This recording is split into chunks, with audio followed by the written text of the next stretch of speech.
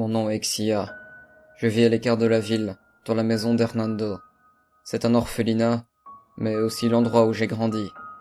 Si ce sombre bâtiment est aussi éloigné du reste de la cité, c'est parce que les adultes ne veulent pas choquer les enfants normaux. Sous la mèche que je laisse retomber sur le côté droit de mon visage, je cache un œil entièrement blanc. Je suis né comme ça. C'est la raison pour laquelle ma mère n'a pas voulu de moi. Mais je suis sûrement le plus chanceux de cette maison, car je peux encore cacher mon handicap. Mais ce n'est pas toujours le cas pour mes camarades. Kali, par exemple, est né avec 4 bras. Ne voulant pas dépenser d'argent pour opérer, ses parents ont préféré l'abandonner. Nemoy est devenu muet après avoir été kidnappé durant son enfance. Impossible de savoir quel traumatisme il a vécu. Sa mère en était morte de chagrin. Il n'y avait plus personne, donc il s'est retrouvé ici. Moini, quant à lui, est atteint de sirénomélie, c'est-à-dire qu'il est né avec 2 jambes collées ensemble. Nous sommes en tout une vingtaine d'enfants. Je suis le plus âgé, du haut de mes 15 ans. Handicapé de naissance, ou suite à un accident, ou même atteint d'une malformation, nous sommes tous des rebuts de la société. Les adultes voient en nous des monstres dégoûtants. Ils nous interdisent même l'accès à l'école pour ne pas perturber les enfants normaux. Donc nous faisons cours à l'orphelinat. Monsieur Ko Hernando est le gérant. C'est lui qui s'occupe de nous, en principe. D'apparence, c'est un homme charmant, à qui on donnerait toute sa confiance. Mais Ko est un homme cruel. Lui non plus ne nous aime pas. Il voit en nous une manière de s'enrichir, en se faisant passer pour un saint, ayant eu pitié de pauvres enfants. Il reçoit des dons des gens qui nous plaignent, mais qui ne voudraient s'approcher de nous pour rien au monde. Ces dons sont pour nous, mais il s'en sert personnellement. Heureusement, nous sommes nourris et nous avons au moins de quoi nous vêtir. Cependant, la vie à l'orphelinat est un enfer. Ko nous maltraite. Il profite de nos faiblesses pour nous battre. Moini et les autres enfants incapables de se déplacer seuls reçoivent souvent des coups. N'importe quelle excuse est valable pour nous mener la vie dure. Souvent, il dit que le simple fait d'exister est une raison suffisante, de par la charge de travail qu'on lui donne. Étant le plus âgé, c'était à moi de défendre mes camarades. C'est comme ça que je suis devenu sa cible préférée. Je prends souvent les coups à la place des autres, et il a même trouvé une punition juste pour moi. Cet homme me dégoûte. Lorsque quelqu'un vient à l'orphelinat, nous nous cachons. Ko sourit et joue les bons samaritains. Tout le monde le croit et le félicite. Mais peu importe combien de personnes entrent dans cet endroit, aucun de nous n'est jamais adopté. Personne ne veut d'un monstre, d'un enfant déformé. Nos anniversaires ou Noël sont des jours comme les autres pour nous. Parfois, ceux qui ont déjà eu une famille avant de perdre un membre dans un accident nous parlent de comment c'est. Les plus jeunes s'imaginent qu'un jour, quelqu'un les regardera dans les yeux et leur sourira. Parfois, je me demande ce qu'on a bien pu faire de mal aux adultes. Ce matin-là était un jour comme les autres. Un des plus jeunes enfants avait accidentellement renversé un vase qui s'était brisé. Il m'avait fallu courir pour me prendre de justesse le coup de cravache à sa place. Ko me fusilla du regard. « Sia, écarte-toi !» « Non, laisse-le tranquille !» Il m'asséna un autre coup, volontairement cette fois-ci, avant de m'attraper par le poignet et m'entraîner vers son bureau. « Tu aimes décidément qu'on t'afflige des punitions, hein ?» se moqua-t-il en me balançant dans la pièce. « Tu vas être servi. » Je me frottais la tête. Il m'avait jeté si violemment que ma tête avait cogné contre le bureau en chaîne. Il m'attrapa par la gorge pour me plaquer contre le meuble. Un sourire malsain étirait ses lèvres. Ce sourire, c'était le seul que je connaissais. La punition dura plus longtemps que d'habitude. En fait, je n'en vis pas la fin. En ouvrant les yeux, je reconnus le sol du bureau. J'avais perdu connaissance. Je ne savais pas quelle heure il était, ni où était Ko. Mes reins et mon corps tout entier étaient douloureux. Je me relevais cependant. Je ne devais pas le laisser seul avec les autres enfants. Je devais les protéger. Même si mon corps ne semblait pas d'accord, j'avançais. Le bâtiment était silencieux pendant que je descendais les escaliers.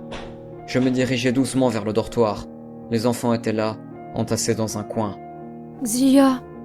Kali se détacha du groupe et se jeta dans mes bras.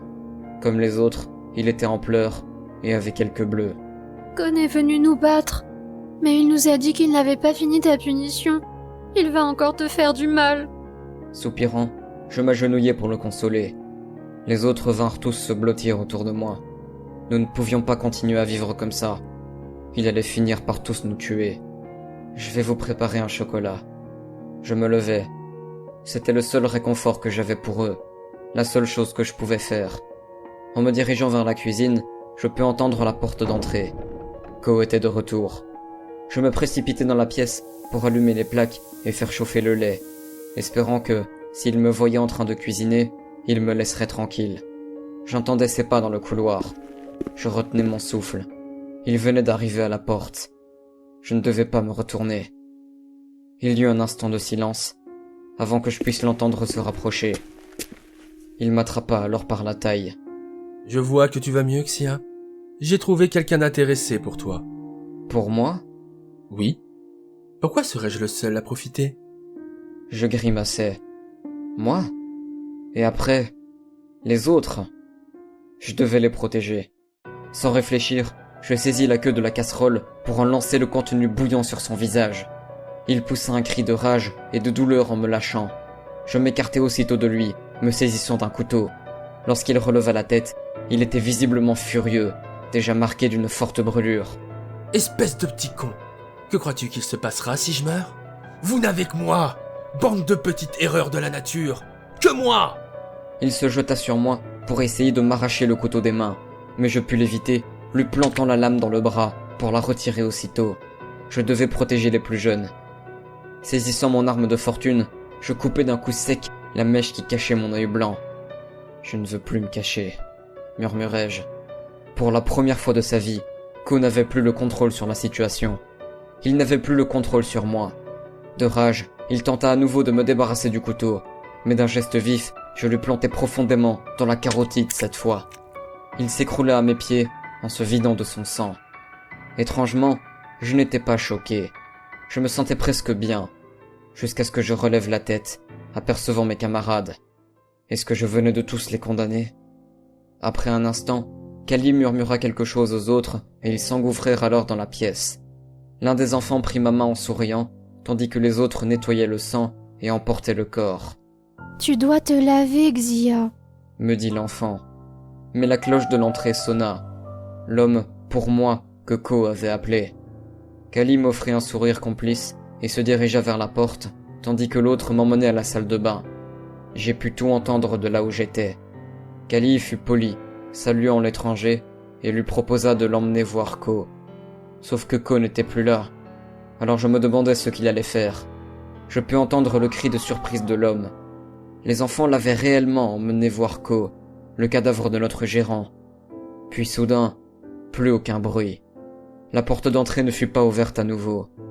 En sortant, je constatai alors que les enfants avaient délibérément assassiné cet inconnu. Nous n'avons pas besoin des normaux. Nous n'avons pas besoin d'une famille. Nous en avons déjà une. Observant mes jeunes camarades entourant les deux corps, je réfléchissais. Je n'avais jamais vu la situation sous cet angle.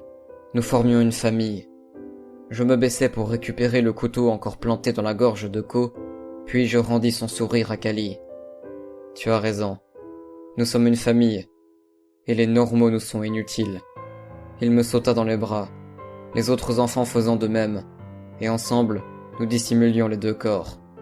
À partir de ce jour-là, nous allions nous débrouiller seuls, et les normaux qui entreraient chez nous n'en ressortiraient jamais. Ils nous traitaient de monstres. Eh bien, dans ce cas, nous allions réellement devenir des monstres.